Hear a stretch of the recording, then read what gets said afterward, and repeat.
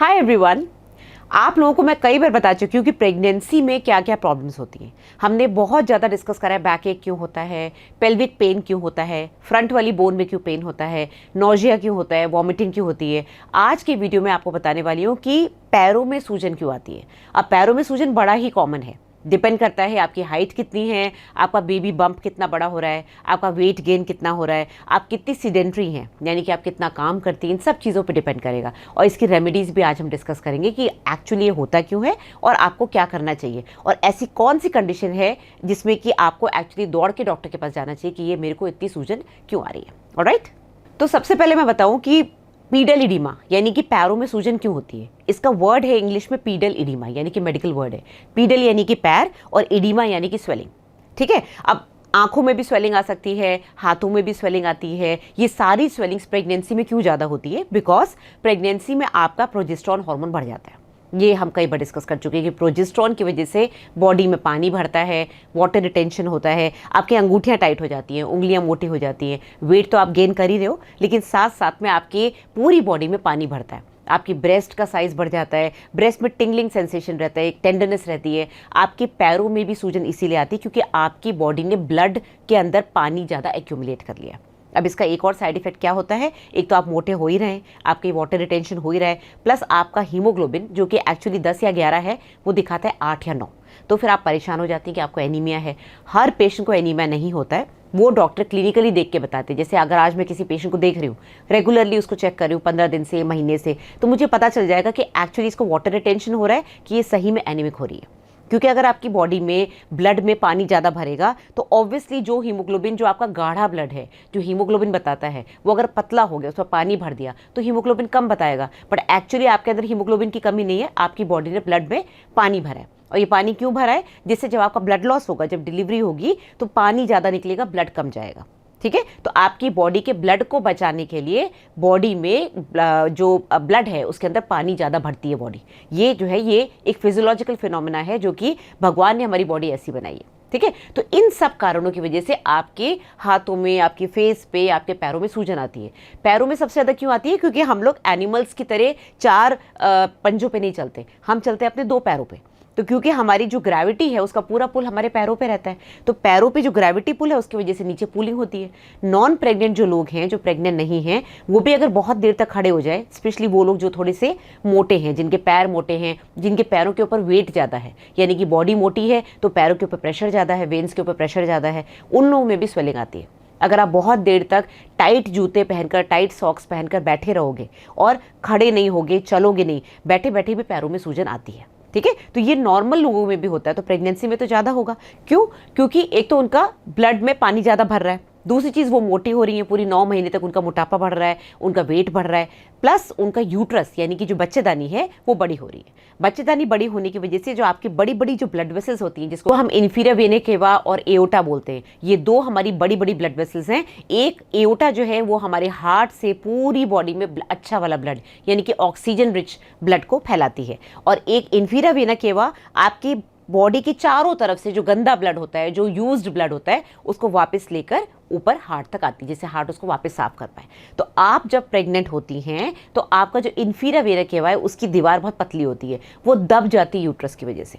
इस वजह से आपके पैरों में सूजन जल्दी आती है एज कम्पेयर टू उन लोगों के जो प्रेग्नेंट नहीं है। ठीक है, इसीलिए आपको लेटने की जो पोजीशन है उसमें भी हम बोलते हैं सीधे मत लेटो भाई।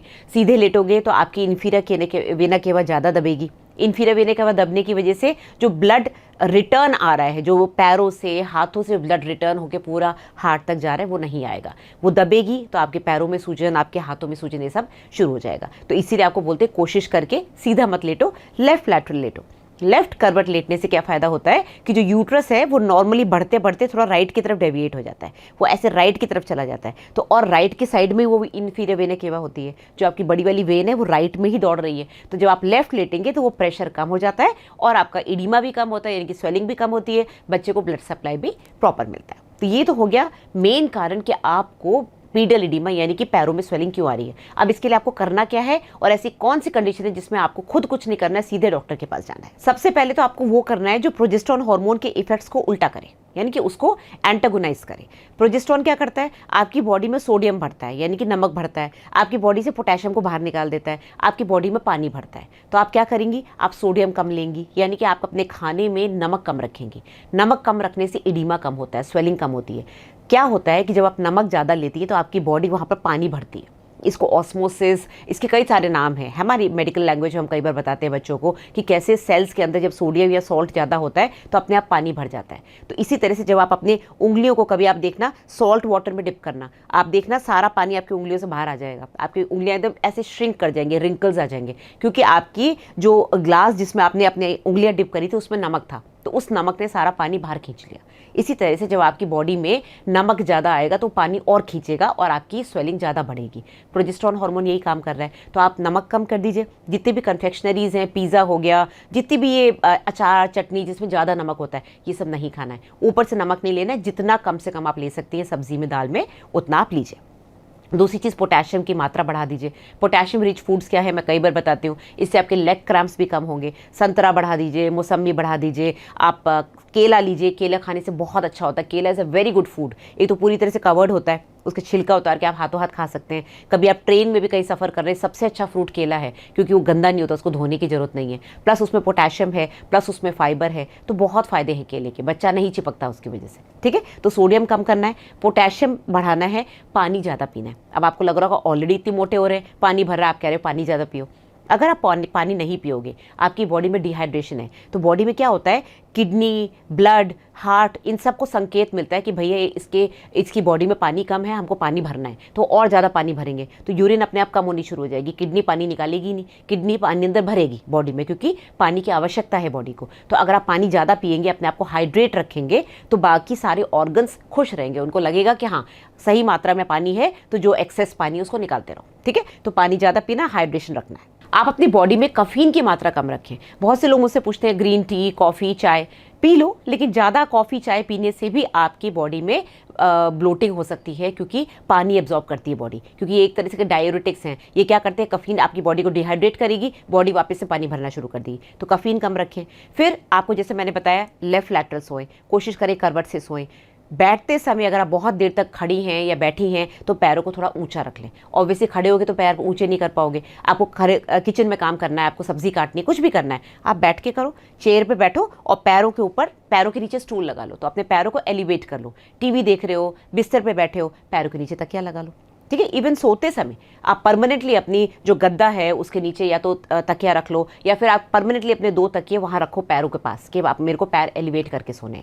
नेक्स्ट डे तक आपकी स्वेलिंग कम हो जाएगी। और कई बार मसाज से बहुत फ़ायदा होता है। आप बॉडी मसाज कराते होगे, डेफिनेटली कराते होगे, नहीं कराते हो तो बुलाओ दाई को, उनको पता होता है क्या करना है, कैसे पैरों से नीचे तलुए से लेकर ऊपर तक मसाज करनी होती है। तो जो ब्लड सर्कुलेशन है, जो वेन्स हैं, जो ब्लॉक हो गई है, वो खुल जाती हैं। तो इस तरह से आपका जो भी नीचे ब्लड भर रहा है या पानी भर रहा है, पैरों में स्वेलिंग ला रहा है, वो कम हो जाएगा। एलिवेट करने के साथ साथ आप थोड़ा वॉकिंग का भी ध्यान रखें। मसाज तो आप करा ही रहे हैं, थोड़ा वॉकिंग करने से भी आपका डेफिनेटली ये जो स्वेलिंग है कम होगा, क्योंकि बॉडी का पसीना निकलेगा, बॉडी अपने आप को हाइड्रेट करेगी, जो आप पानी पी रहे हैं उससे हाइड्रेट करेगी, प्लस आप वॉक करेंगे तो जितना एक्सेस वाटर है सेल्स में से, बॉडी में से, वो निकल जाएगा।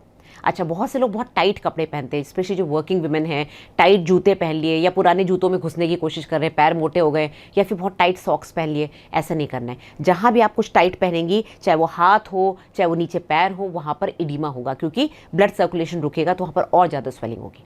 पैरों को आप नमक के पानी में ना डिप करें। बहुत से लोग नमक के पानी में डिप कर लेते हैं, उसकी वजह से और गड़बड़ होता है। ठीक है, उसकी वजह से आपके जो पैर हैं, उंगलियाँ, वो सिकुड़ जाएंगी। आप बेसिकली इसको ठंडे पानी में डिप करें। ठंडे पानी में डिप करने से आपकी बॉडी में अपने आप हाइड्रेशन होगा और आपको एक फील गुड फैक्टर आएगा। Last but not the least, compression stockings आते हैं, जो कि ज़्यादातर ऑर्थोपेडिक सर्जन्स देते हैं। जो कंप्रेशन स्टॉकिंग्स हैं वो 2 तरह के होते हैं। एक होते हैं कि आप पैरों से तलुए से लेके घुटने तक लेते हो, और एक होता है कि ऊपर पूरे वेस्ट तक जाते हैं। तो जो ऊपर वेस्ट तक जाते हैं, एक तरह से पैंटी होस बोलते हैं उसको, उस तरह का अगर आप स्टॉकिंग लेंगे तो उससे आपकी पूरी जो ब्लड सर्कुलेशन वो ठीक हो जाएगा, और जो ब्लड नहीं आ पा रहा है नीचे से ऊपर वो वापस आना शुरू हो जाएगा। तो इन सब चीज़ों का आपको ध्यान रखना है। आपको पता चलना चाहिए कि भाई इडीमा क्यों हो रहा है। बहुत से लोग बहुत परेशान हो जाते हैं, बार बार ब्लड प्रेशर नपवाते हैं। ये बहुत अच्छी आदत है। आपको पता है कि ब्लड प्रेशर हाई होने की वजह से आपको स्वेलिंग आ सकती है। अगर आपका ब्लड प्रेशर नॉर्मल है, अगर आपको ब्रीदिंग में कोई प्रॉब्लम नहीं है, अगर आपको ऐसा नहीं लग रहा है कि भाई रेस्ट करने के बाद भी मेरी स्वेलिंग नहीं ठीक हो रही है, तो फिर कोई दिक्कत नहीं है। अगर आपको लग रहा है कि रेस्ट करने के बाद भी मेरी स्वेलिंग नहीं ठीक हो रही है और मेरा दर्द बढ़ रहा है, सडनली स्वेलिंग आ रही है, या सडनली वेट गेन बढ़ रहा है, जैसे कि मान लो हफ्ते में 2 या 3 किलो बढ़ गया, या फिर आपको आंखों के आगे फ्लैशिंग ऑफ लाइट्स दिख रही हैं, या आपको लग रहा है कि नहीं मेरे को हेडेक्स हो रहे हैं, मेरे को मेंटल कंफ्यूजन हो रहा है, मेरे को यहाँ पेट में दर्द हो रहा है, ये सारे सिम्टम्स कहीं ना कहीं सजेस्ट करेंगे, नॉट एवरीबडी बट कहीं ना कहीं सजेस्ट करेंगे कि आपको PIH हो रहा है, जो कि एक बहुत ही खतरनाक कंडीशन है जिसमें कि प्रेगनेंसी के समय ब्लड प्रेशर बढ़ जाता है। तो उसमें सबसे पहले इडीमा स्वेलिंग शुरू होती है, किडनी में से प्रोटीन निकलना शुरू हो जाता है, हेडेक्स शुरू होते हैं, आंखों में ब्लरिंग ऑफ विजन होता है। ये सारे सिम्टम्स अगर आपको लग रहे हैं तो बिल्कुल आप डॉक्टर से मिलिए। अदरवाइज पीडियल इडीमा यानी कि पैरों की स्वेलिंग के लिए बिल्कुल भी डरने की जरूरत नहीं है। अगर आपको वीडियो पसंद आए तो लाइक करिए, शेयर करिए, सब्सक्राइब नहीं करा है तो सब्सक्राइब करिए, मेरे को फॉलो करिए मेरे सोशल मीडिया चैनल्स पे, इंस्टाग्राम, फेसबुक, और आप मेरे वेबसाइट पे जा सकते हैं drsonalparihar.com। इसमें मेरे सारे प्रोफाइल्स आपको मिल जाएंगे। मेरे से online consultation, video consultation book करने के लिए आपको इस नंबर पे सिर्फ व्हाट्सएप करना है, कॉल नहीं करना है। Thank you.